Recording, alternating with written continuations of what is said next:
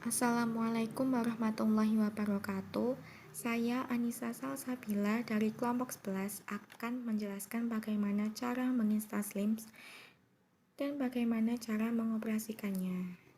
Hal pertama yang harus dilakukan adalah dengan menginstal Slims yang sudah di-download di link slims.web.id dan sudah disesuaikan dengan laptop apakah 64 bit atau 32 bit. Setelah mendownload file diekstrak di folder D atau C, lalu setelah diekstrak buka file x86, lalu klik httpd, setelah itu di minimize. Jika terdapat perintah allow access, klik allow access tersebut, setelah itu baru diminimasikan halaman yang berwarna hitam tadi. Kemudian kembali ke halaman ini, lalu klik MariaDB untuk lakukan hal yang sama seperti sebelumnya, yaitu di minimize. Setelah itu, buka platform web. Saya di sini menggunakan Google. Lalu ketikkan localhost /2 8089, enter.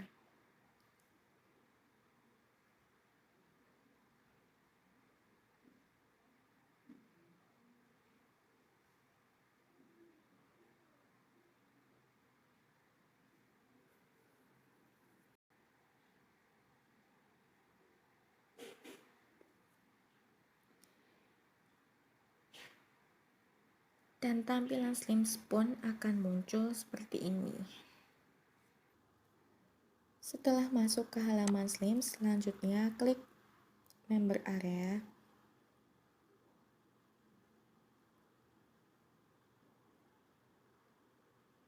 Untuk memasukkan username dan password.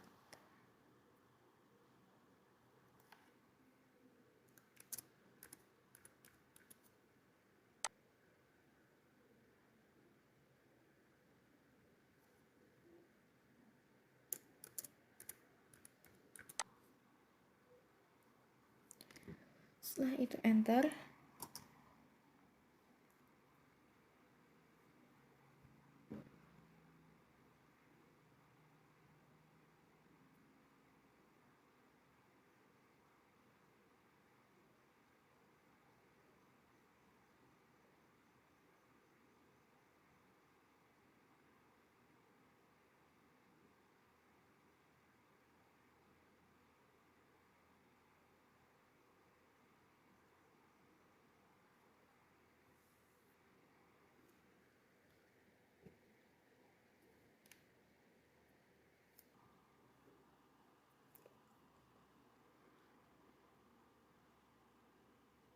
Dan halaman akan berpindah ke halaman library administration.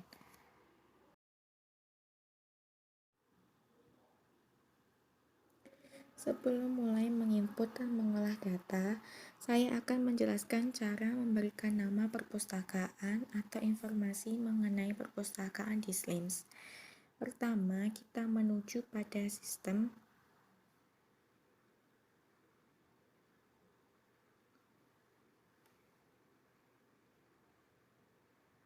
Lalu menuju ke library name. Di sini bisa diisi sesuai dengan nama perpustakaannya. Misal contohnya Mentari.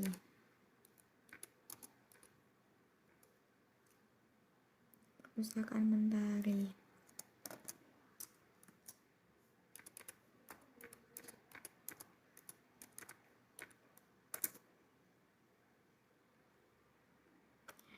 Nah, lalu di save setting. Setelah itu kita menuju ke konten.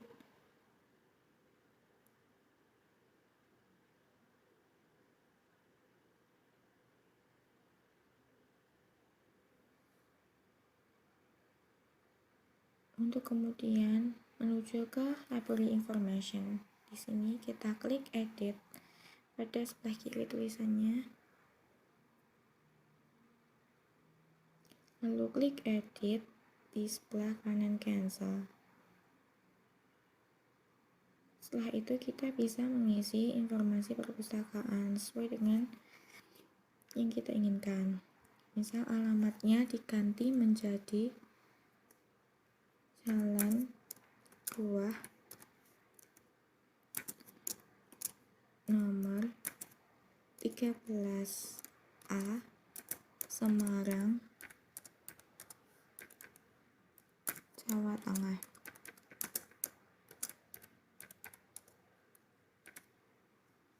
Untuk nomor teleponnya bisa diisi, ini permisalan saja. Begitu pula nomor faksnya.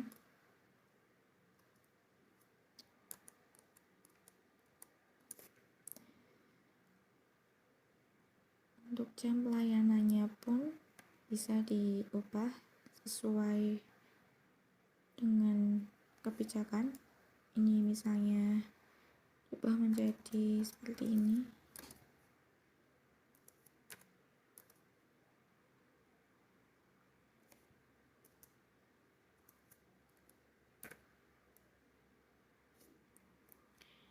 Adapun jika ingin memberikan email pun bisa, email perpustakaannya. Misalnya ditulis di sini.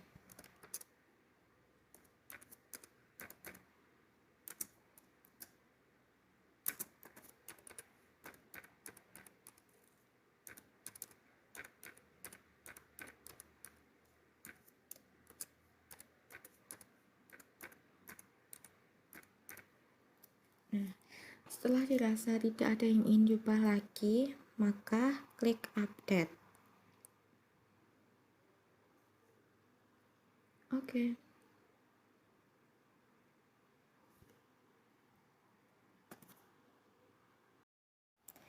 Setelah mengupdate isi informasi perpustakaan, selanjutnya saya akan menjelaskan bagaimana cara menginput koleksi. Di atas ini terdapat menu bibliografi, lalu kita klik untuk menginput koleksi.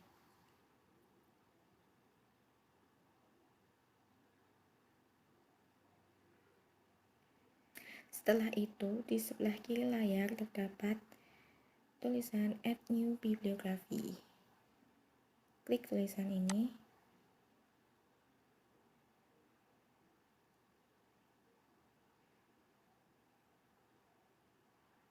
Nah, akan muncul isian untuk memasukkan identitas dari koleksi yang akan diinput.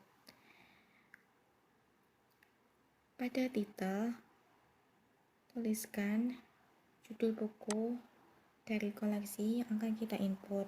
Misalnya, judulnya yaitu Lontara Rindu.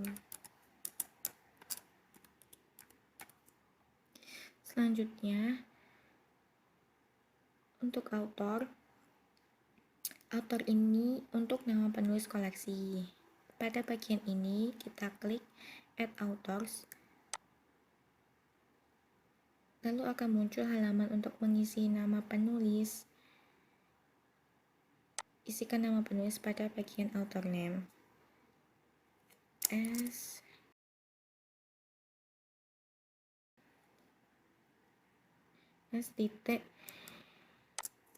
SGG Mapangewa. Lalu di sebelah kiri kita bisa menentukan tipe pengarang, apakah sebagai nama pribadi atau badan organisasi atau konferensi. Lalu sebelah kirinya lagi untuk menentukan kedudukan pengarang, apakah merupakan penulis utama atau tambahan atau seorang editor, dan lain sebagainya. Jika terdapat lebih dari satu penulis, dapat mengulang langkah sebelumnya. Setelah selesai, klik Insert to Bibliography.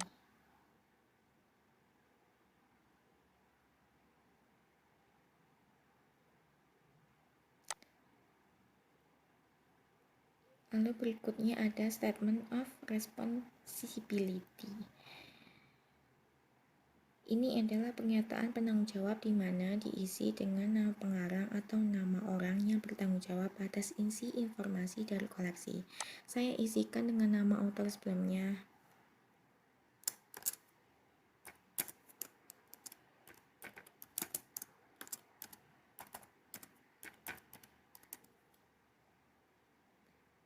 Lalu untuk edisi, ini adalah bagian untuk mengisi edisi koleksi.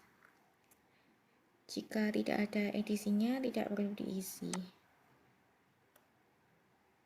Lalu selanjutnya ada specific detail info. Untuk detail spesifik dari koleksi digunakan untuk koleksi non-printed. Maka saya kosongkan karena saya menggunakan buku tercetak. Selanjutnya ada items code batch generator.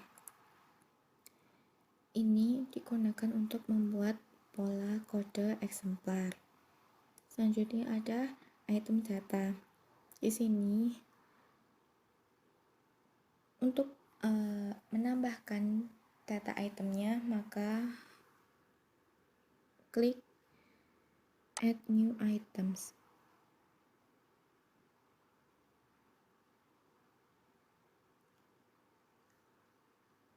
Di sini ada isian item code.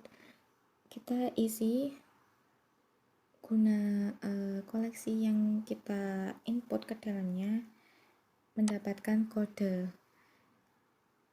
Saya contohkan misalnya P0001S.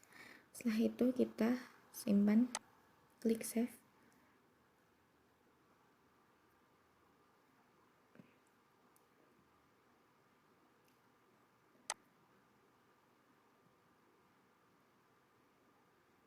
Lalu selanjutnya ada KMD. KMD ini adalah jenis bahan dari koleksi untuk membedakan jenis dokumen tercetak dengan dokumen lainnya.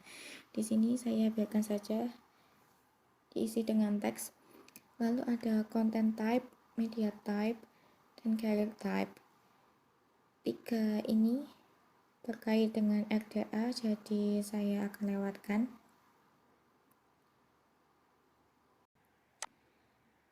Selanjutnya ada frekuensi. Untuk frekuensi, ini yang dimaksud adalah frekuensi terbit.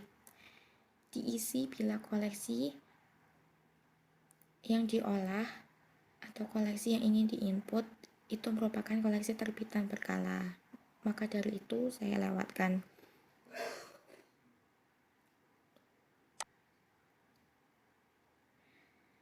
Untuk ISSN atau ISBN, ini untuk mengisi nomor ISSN atau ISBN dari koleksi.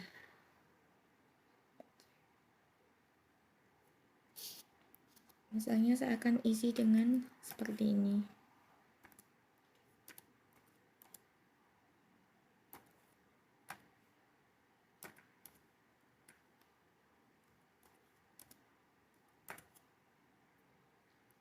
Lalu selanjutnya ada publisher. Ini untuk mengisi penerbit dari koleksi. Isikan sesuai dengan koleksi yang diinput.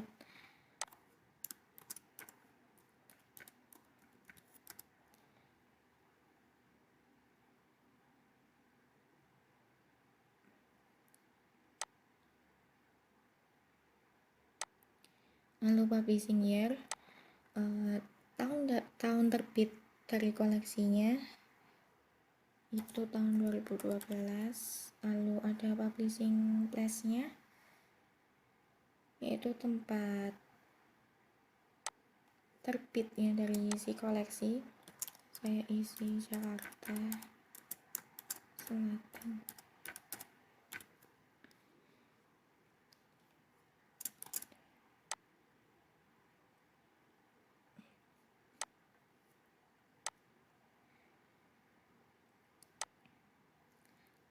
Lalu selanjutnya ada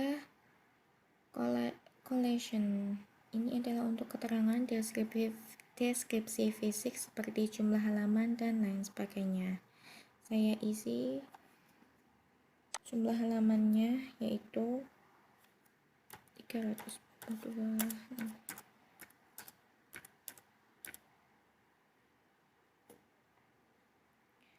Lalu selanjutnya ada series title. Ini untuk judul seri dari suatu koleksi yang memiliki judul seri. Karena koleksi yang saya input tidak memiliki judul seri, maka saya lewatkan. Selanjutnya ada classification. Ini untuk nomor klasifikasi dari koleksi, saya isikan dengan 813.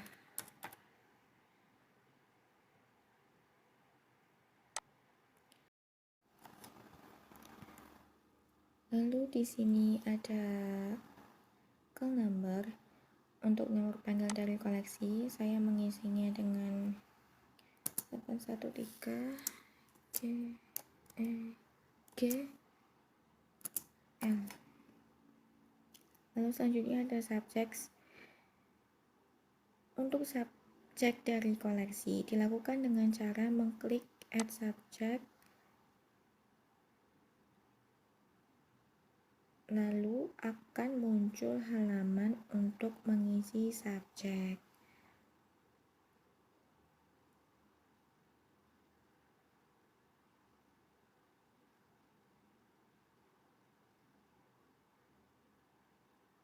Lalu kita dapat langsung mengisi subjek.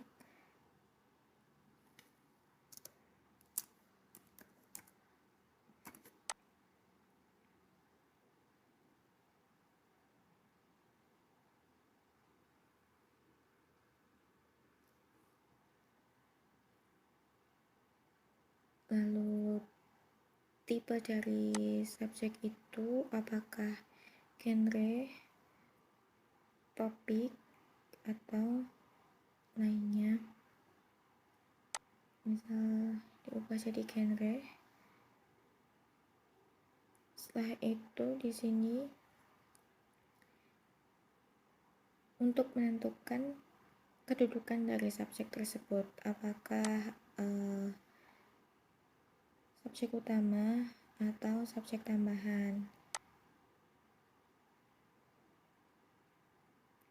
Setelah selesai diisi,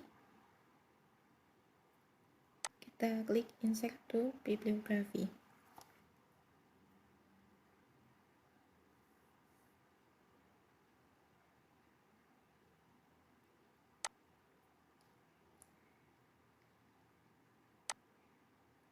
Lalu berikutnya ada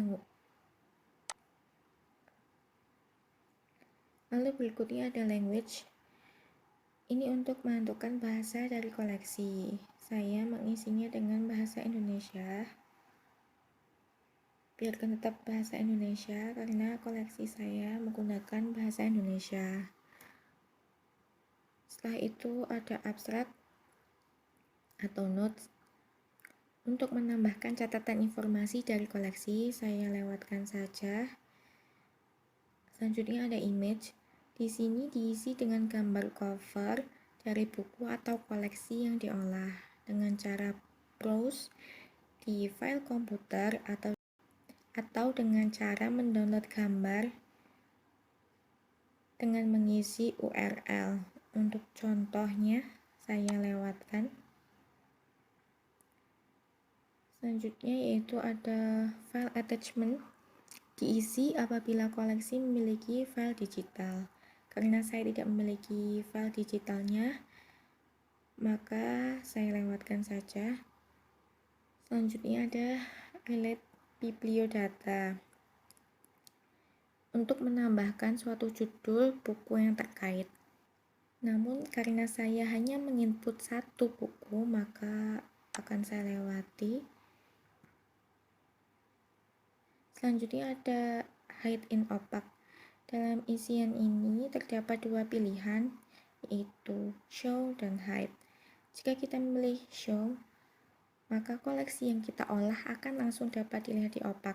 Sedangkan jika kita memilih hide, maka koleksi yang diolah tidak akan terlihat di opak. Hal ini digunakan jika pustakawan belum selesai mengolah koleksi atau koleksi belum siap untuk dilayangkan. Dengan ini pemustaka tidak dapat melihat koleksi karena koleksi masih dalam proses pengolahan. Maka dari itu saya memilih untuk show saja. Selanjutnya ada promote to homepage. Dalam isian ini terdapat dua pilihan, yaitu promote dan don't promote. Jika memilih promote, maka koleksi yang diolah akan muncul pada halaman pertama Slims, dan jika memilih don't promote, maka koleksi tidak akan muncul di halaman pertama. Saya memilih promote. Lalu selanjutnya dan yang terakhir yaitu ada label. Label adalah icon yang ditampilkan di opak. Seperti icon favorit, jika koleksi merupakan koleksi favorit, maka kotak favorit dapat diklik. Saya biarkan saja untuk isian ini. Lalu setelah dirasa semua terisi sesuai dengan koleksi yang diolah, kita dapat men-save-nya agar apa yang kita isi tersimpan. Kita klik save.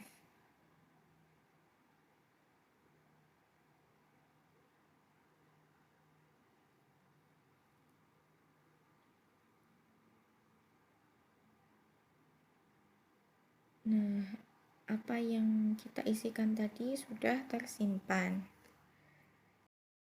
Setelah cara menginput koleksi selesai, selanjutnya saya akan menjelaskan bagaimana cara mengolah data anggota. Nah, untuk kali ini ada menu membership. Menu ini kita klik.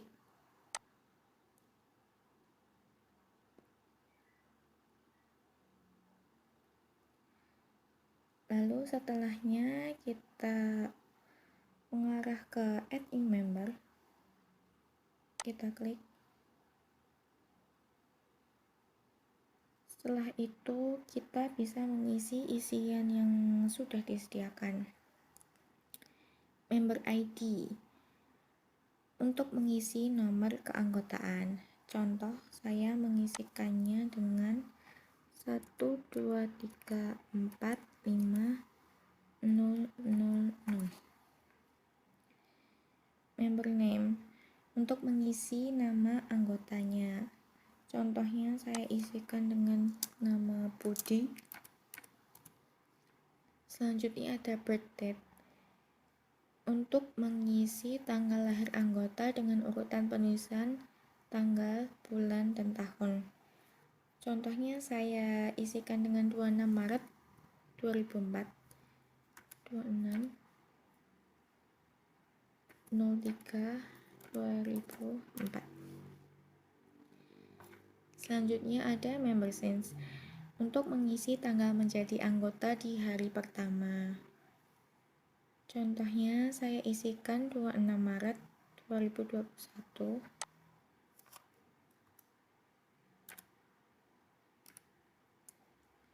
Selanjutnya di sini ada expiry date untuk mengisi masa akhir keanggotaan. Jika kotak autoset dicentang, maka akan secara otomatis muncul masa akhir keanggotaan sesuai dengan yang sudah disetting sebelumnya. Ada yang 3 bulan, 6 bulan, ataupun 1 tahun. Contoh di sini saya isikan dengan 26 Maret 2022 dan tidak dicentang pada kotak autoset.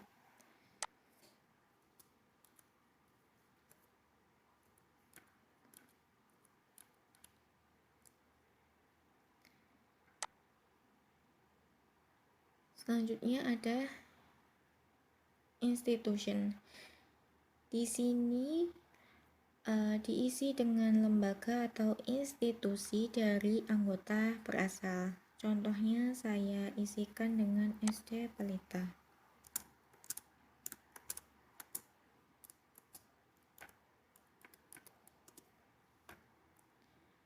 Selanjutnya ada membership type. adalah jenis keanggotaan yang diterapkan perpustakaan. Untuk contoh ini saya biarkan standar saja. Lalu ada seks. Untuk jenis kelamin anggota, saya isikan dengan male. Lalu selanjutnya ada address. Untuk alamat tempat tinggal anggota, saya isi dengan Jalan Belimbing nomor 1.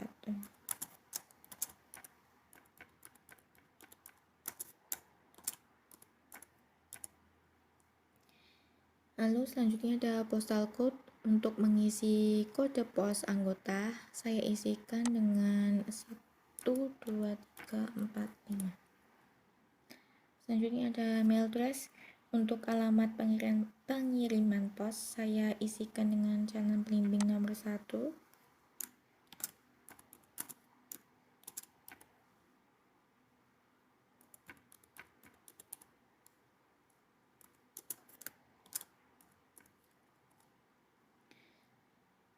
Selanjutnya ada phone number. Untuk mengisi nomor telepon, saya isikan dengan 081234567789.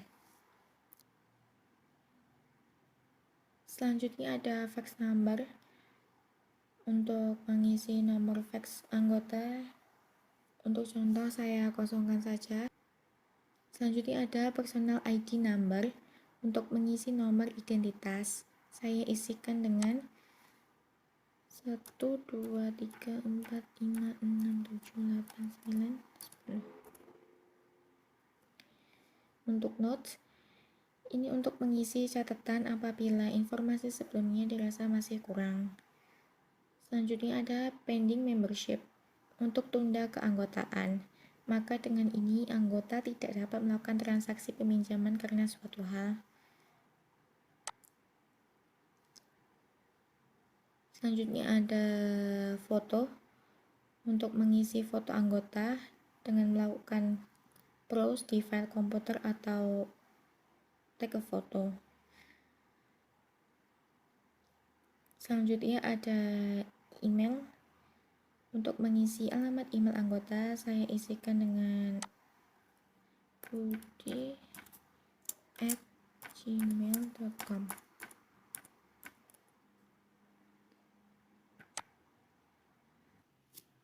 Selanjutnya ada new password. Untuk mengisi password dari anggota, password digunakan untuk memanfaatkan member area pada halaman opak, di mana anggota dapat melihat daftar koleksi yang ia pinjam atau histori peminjaman. Contohnya, saya akan mengisikan dengan 1, 2, 3, 4. Confirm new password. Diisi dengan password sebelumnya. Untuk mengkonfirmasi, saya isi sesuai dengan yang sebelumnya, yaitu 1, 2, 3, 4. Dan setelah semuanya dirasa lengkap atau dirasa sudah cukup, bisa di save. Maka dari itu kita klik save.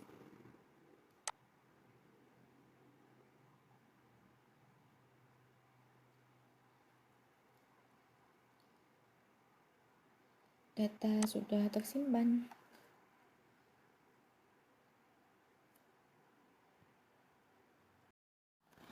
Setelah cara mengolah data anggota, selanjutnya saya akan menjelaskan cara mengelola kegiatan sirkulasi.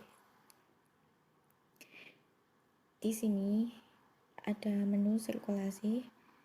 Kita klik.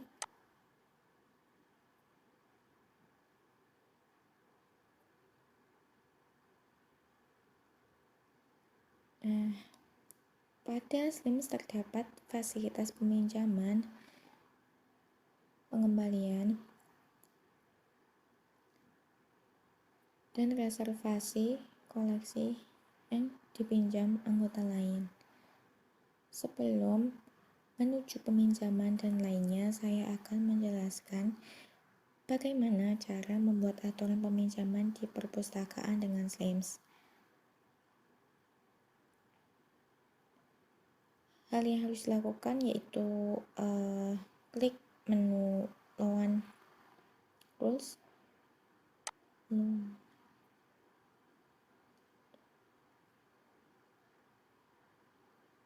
Setelah itu klik add new ini.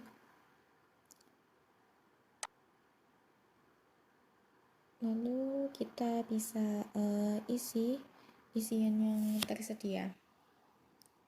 Seperti member type, saya isi dengan standar saja. Collection type, saya isi dengan all.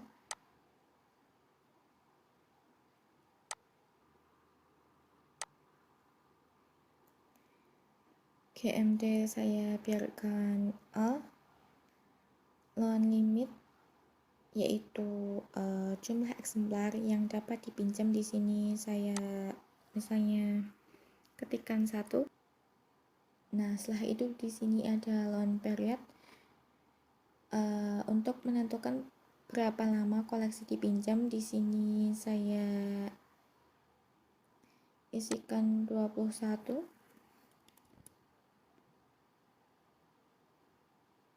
Ada reborrow limit.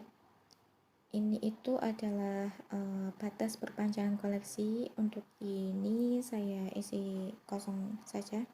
Lalu ada fine each day, yang mana ini adalah denda keterlambatan dalam berhari. Di sini saya kasih contoh misalnya 1000. Lalu yang terakhir ada overdue grace period. Ini adalah toleransi keterlambatan per hari. Untuk itu saya biarkan kosong saja. Setelah semuanya selesai, kita klik save.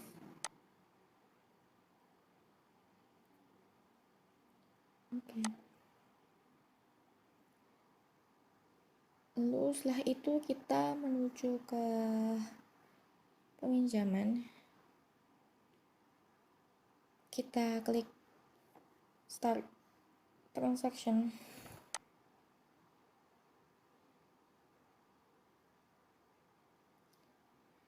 Masukkan ID anggota yang akan meminjam koleksi. Di sini saya akan masukkan ID anggota 1, 2, 3, 4, 5, 0, 0, 0. Setelah itu klik dan kita mulai start transaksinya. Kita mulai transaksinya.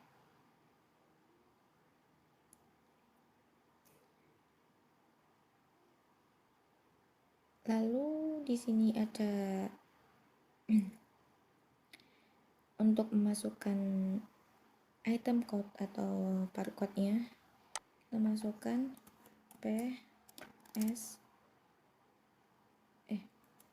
kita masukkan P00001S. Setelah itu kita klik loan.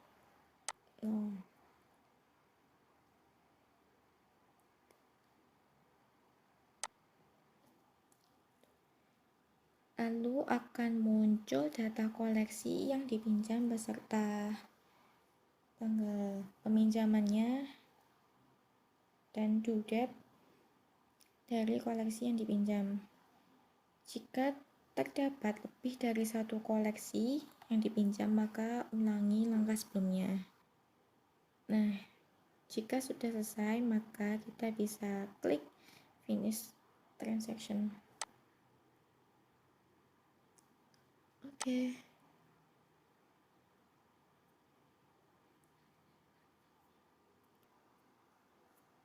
Setelah itu ada pengembalian.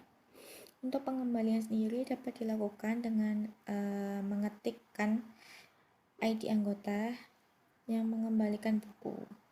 Contohnya saya ketikkan 1, 2, 3, 4, 5, 0, 0, 0. Lalu start transaction-nya. Lalu setelah itu kita bisa menuju ke return. Klik return-nya. Lalu kita klik OK. Setelah itu finish transaction.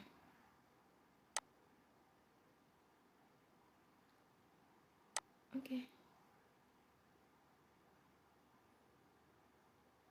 Lalu yang terakhir ada reservation. Untuk reservasi dapat dilakukan pada circulation lalu start transaction dan ketikkan ID pengguna. Jika sebelumnya untuk peminjaman mengklik loan, untuk reservasi diklik reserve dan langkah selanjutnya sama seperti peminjaman. Sekian penjelasan dari saya mengenai Slims. Maaf jika ada kesalahan dan hal yang mungkin kurang jelas dalam penjelasannya. Wassalamualaikum warahmatullahi wabarakatuh. Terima kasih.